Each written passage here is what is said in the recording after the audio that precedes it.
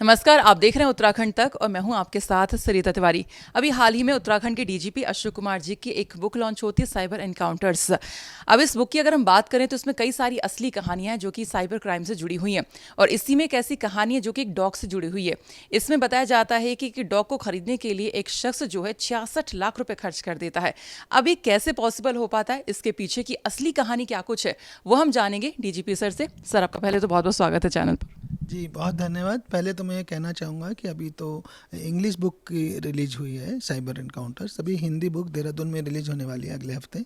माननीय मुख्यमंत्री जी उसे रिलीज करेंगे। दूसरा पॉइंट, ये जो आप कहानी बता रहे हैं ये एक महिला की कहानी है, और उसका हस्बैंड जो है कोरोना में जो है एक्सपायर हो गए थे, और उसकी बिटिया के लिए वो बर्थडे गिफ्ट देना चाहती थी। बिटिया को कुछ पप से वो था, अफेक्शन था, और इसलिए उसने मम्मी से रिक्वेस्ट किया, तो इन्होंने काफ़ी उसका बर्थडे गिफ्ट के रूप में एक ऑनलाइन जो है डॉग सर्च किया, पपी कह लीजिए ऑनलाइन।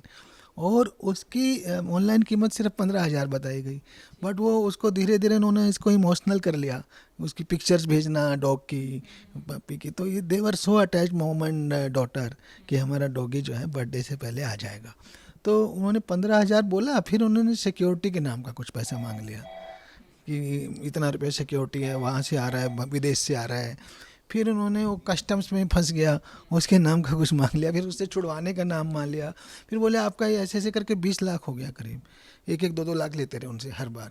फिर जब 20 लाख हो गया, बोले अब ये उसको लगने लगा मेरे पैसा वापस। बोले आपका सारा A to Z पैसा मिलेगा, आप बस ये वाला कर दो। उसको दिल्ली में आ गया, देखिए उसका वीडियो देखिए।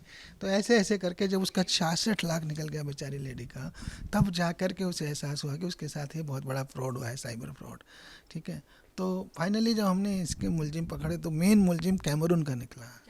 यस, हाँ जी। और उस साइट जिससे वो मंगा रहे थे वो सब फेक, हाँ, वो ओबियसली वो सब इसमें कहानियों में है अंदर में, बट कुल मिला के उसके साथ साइबर फ्रॉड हो रहा था, और वो फिर इमोशनली ब्लैकमेल हो रही थी, और फिर वो बाद में इस बात में हो रही थी कि मेरा इतना पैसा चला गया, ये वापस आ जाएगा शायद, मैं ये तो करूँगा। ये मतलब वो 66 लाख पूरा दे चुके थे ऑनलाइन सारा। ये रियल लाइफ कहानी है। 66 लाख रुपए ऑनलाइन ट्रांसफ़र हो गया, और पुलिस ने, उत्तराखंड पुलिस ने केस वर्कआउट किया, जिसमें जो है अभियुक्त जो है कैमरून का निकला। हमने इन कहानियों में कहीं भी जो है नाम असली नहीं यूज किया है, जिससे कि हाँ, मतलब परंतु कहानी किसी महिला के साथ घटी है, देहरादून की ही महिला के साथ घटी है। तो इसमें थोड़ा समय कम है, तो इसमें थोड़ा सा आप कोई सीख जो लोगों को देना चाहें इस केस के बाद की, क्या कुछ देखिए, सीख हमने हर 12 कहानियाँ हैं, सभी रियल लाइफ कहानियाँ, और हर कहानी में एक बड़ी सीख देने की हमने कोशिश की है कि भाई ऑनलाइन की दुनिया में कुछ भी जल्दी से विश्वास मत करिए। कम से कम उस पर 5 सेकंड विचार करिए कि सच्चा है झूठा है।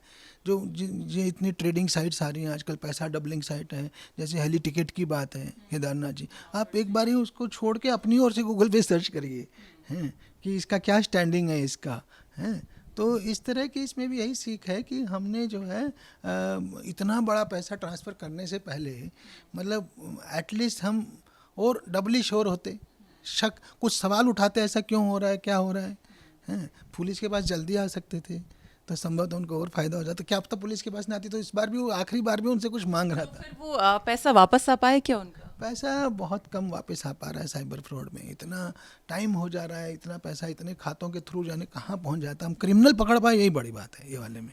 जी, कुछ कुछ पैसा कुछ केसेस में हो जाता है, जो जल्दी डिटेक्ट हो जाते हैं उसमें जल्दी ज़्यादा पैसा हो जाता है। जी, चलिए, बहुत बहुत शुक्रिया हमसे बातचीत करने के लिए। तो साइबर एनकाउंटर्स जो बुक है उसकी स्टोरी है, ये डॉग कैसे मतलब 66 लाख तक वो खरीदने तक पहुंच जाते हैं, पूरी स्टोरी सर ने यहाँ पर बताई है, और इससे क्या कुछ सीख मिलती है वो भी यहाँ पर सर ने बताया कि इस तरह से आपको फर्जी वेबसाइट से बचना है। ऑनलाइन अगर आप इस तरह से शॉपिंग कर रहे हैं, कोई प्रोडक्ट मंगाते हैं, तो आपको चेक करना है कि कहीं वेबसाइट आप फर्जी तो नहीं वहाँ पर इस्तेमाल कर रहे हैं, उसको जो है आप उसमें तो नहीं जा रहे हैं। तो ये साइबर एनकाउंटर्स की सबसे इंटरेस्टिंग जो स्टोरी थी वो आपके साथ यहाँ पर डीजीपी सर ने साझा की। मैं सरिता तिवारी, कैमरा पर्सन सिद्धार्थ के साथ, उत्तराखंड तक, देहरादून।